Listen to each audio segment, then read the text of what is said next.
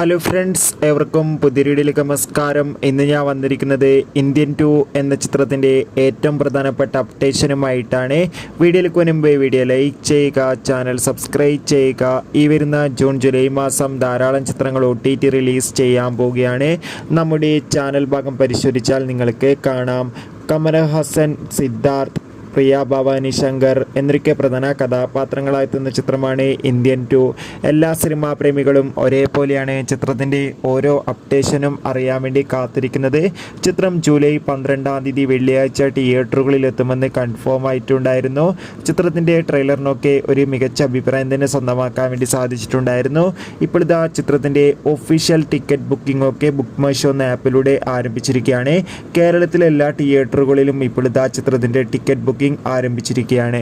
എന്തായാലും കാത്തിരിക്കാം ചിത്രത്തിൻ്റെ കൂടുതൽ അപ്ഡേറ്റിനായി. എത്ര പേരാണ് ഇന്ത്യൻ 2 എന്ന ചിത്രത്തിൻ്റെ റിലീസിനായി കാത്തിരിക്കുന്നത്? തീർച്ചയായും കമൻറ്റ് ബോക്സിൽ രേഖപ്പെടുത്തുക.